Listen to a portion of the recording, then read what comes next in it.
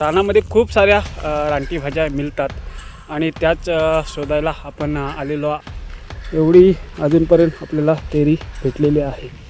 जास्त नाही पण कवली आहेत अजून झाली. कुड्याच्या शेंगा सुद्धा भाजीमध्ये बनवून खातात. कांदा टमाटर आणि सुकट.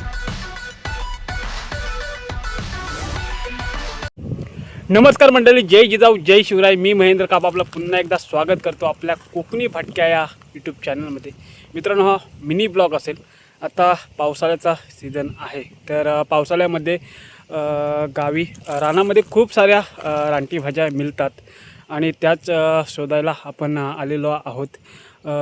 आज आपण नेणार आहोत तेरी, म्हणजे आलू पण म्हणतात, आलूची भाजी म्हणतात त्याला.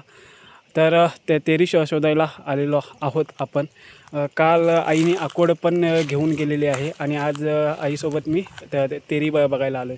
तर बघूया आपल्याला किती भेटते. काल आमच्या जो कंपाऊंड आहे, आम्ही काजू वगैरे लावत होतो, तिथे आमच्या गावाच्या बायका पण, गावातल्या बायका 2-3 बायका आल्या होत्या, त्यांनी पण घेऊन गेलेलं आहे. पण आज आपल्याला किती आलूची म्हणजे त्या तेरीची भाजी भेटते ते आपण बघूया. चला.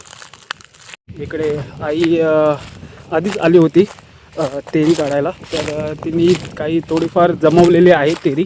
बघूया किती भेटले आपल्याला, किती तेरी भेटली. वगैरे एक मूठ काल इथून दे व्यवस्थित. एवढी अजूनपर्यंत आपल्याला तेरी भेटलेली आहे.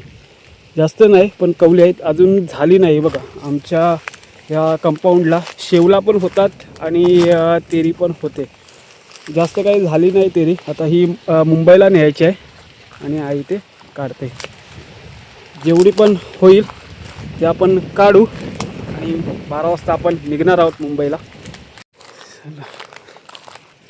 तेरी बऱ्यापैकी भेटलेली आहे. अजून जास्त नाही आहे, म्हणजे जशी भेटायला पाहिजे तशी ते तेरी अजून भेटलेली नाही.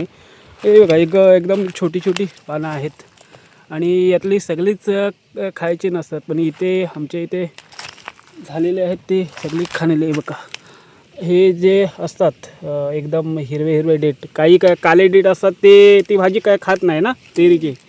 हे हिरवे डेट असतात एकदम, ते खातात तेरी. आणि जे काली असतात काले डेटवाले ते खात नाही. तर अजून काय कुठल्या कुठल्या भाज्या असतात आपल्याकडे जे पावसाळ्यामध्ये होतात? ही तेरी पकडली, अजून शेवला असतात. जी सुरुवातीलाच पाऊस पडतो ते तेव्हा शेवला होतात, नंतर ही त्या तेरी होते आपले. अजून आकूड पण. हां, आकूड काय काल काय घेऊन गेले ते फोटो पाठवतो. जर कोणाला माहिती नसतील आकूड, तर मी आपल्या या व्हिडिओमध्ये आपण फोटो देणार आहोत. तर ते आकूड असणार आहेत. शेवला झाली, तेरी झाली, अजून काय आकूड झाले, डिंडा असतो. आपल्याला वाटते ती ह्याची ते शेंगा असतात ते काय कुड्याच्या शेंगा सुद्धा भाजीमध्ये बनवून खातात. तर ही हां, टाकला एक असतो बरोबर, पण टाकला बघायला भेटत नाही सध्या. अजून टाकला तर उगवलेला नाही. आणि आता काय बोलतीस?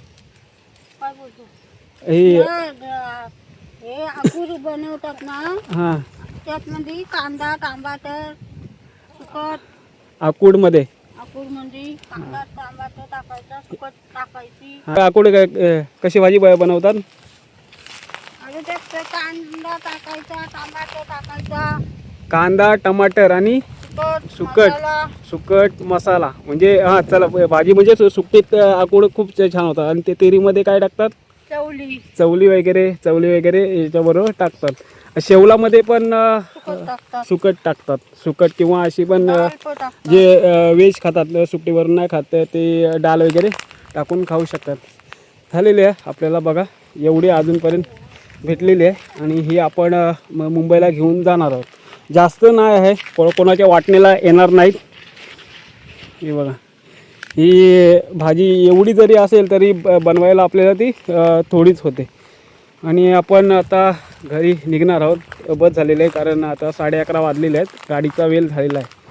तर आपण आता निघणार आहोत. तर मित्रांनो, ही होती आपली तेरीची भाजी. पावसाला सुरू झाल्यावर मी म्हटलोच की बाबा पावसाळ्यापासूनच शेवला होतात. आमच्याकडेच होतात, म्हणजे रायगड जिल्ह्यामध्ये तर माहिती आहे बऱ्यापैकी, पण रत्नागिरीवाल्यांना विचारलं तर त्यांना काही म्हणतात की आमच्याकडे जास्त होत नाही, काय म्हणतात आम्हालाही माहितीच नाही.